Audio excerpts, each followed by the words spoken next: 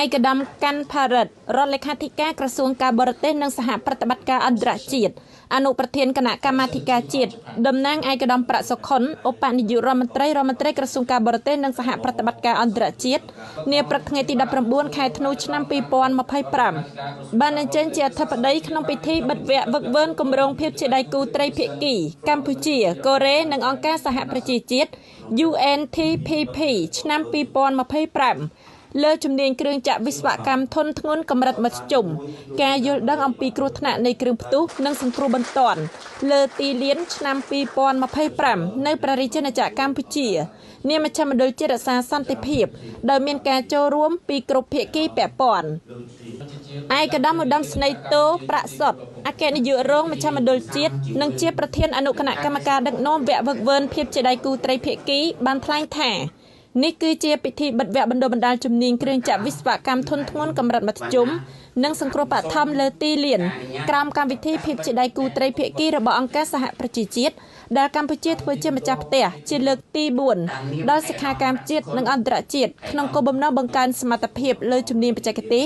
និងការយល់ដឹងបន្ថែមអំពីការប្រើប្រាស់និងបញ្ជាគ្រឿងចក្រការយល់ដឹងអំពីគ្រោះថ្នាក់នៃគ្រឿងផ្ទុះនិងវិធីសង្គ្រោះបឋមក្នុងពេលប្រតិបត្តិការពិសេសប្រតិបត្តិការរក្សាសន្តិភាពឲ្យប្រកបដោយគុណវុឌ្ឍិនិងស្ទាត់ជំនាញដើម្បីរួមចំណែកជាមួយនឹងរាជរដ្ឋាភិបាលក្នុងការបន្តអភិវឌ្ឍសមត្ថភាពនៃកងយុទ្ធពលខេមរៈភូមិន្ទគាំទ្រដល់ប្រតិបត្តិការឲ្យមានប្រសិទ្ធភាពខ្ពស់និងស្របតាមនិយមព្រមទាំងតម្រូវការរបស់បេសកកម្មអង្គការសហប្រជាជាតិហើយដោយការរំពឹងទុកសិក្ខាកាមជាតិនិងអន្តរជាតិចូលរួមក្នុងវគ្គនេះនឹងមានសមត្ថភាពកាន់តែស្ទាត់ជំនាញ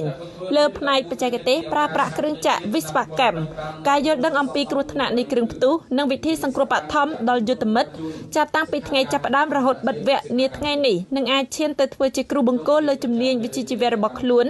សម្រាប់បង្ហាញដល់កងកម្លាំងដែលត្រៀមចេញបេសកកម្មជាមួយគ្នាដែលជាគុណតម្លៃដ៏វិសេសវិសាលក្នុងការបំពេញតាមតម្រូវការរបស់ប្រតិបត្តិការនៅលើទីលាន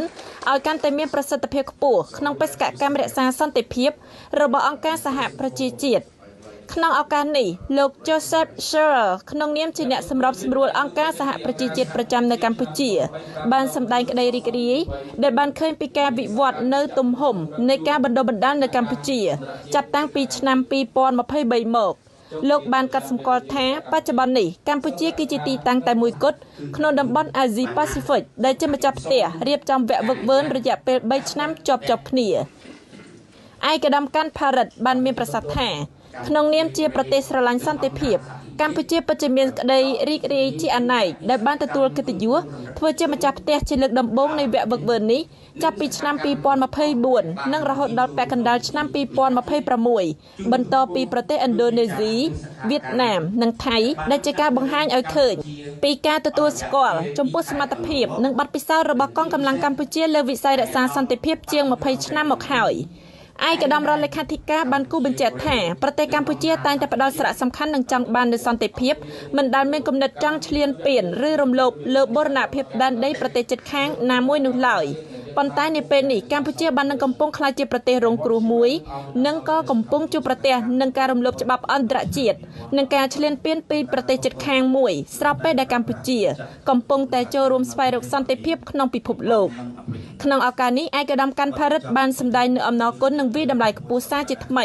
ចំពោះកិច្ចសហប្រតិបត្តិការយ៉ាងជិតស្និទ្ធពីអង្គការសហប្រជាជាតិប្រទេសកូរ៉េជប៉ុនអូស្ត្រាលីដែលផ្ដល់ហិរញ្ញវត្ថុមួយផ្នែកឧបករណ៍សម្ភារៈនានានិងបានបញ្ជូនយោធាចារមកជួយវឹកវើក្នុងវគ្គវឹកវើគម្រោងភាពជាដៃគូត្រីភាគីកម្ពុជាកូរ៉េនិងអង្គការសហប្រជាជាតិ UNTPP ឆ្នាំ2025លើជំនាញគ្រឿងចក្រវិស្វកម្មធុនធ្ងន់កម្រិតមធ្យម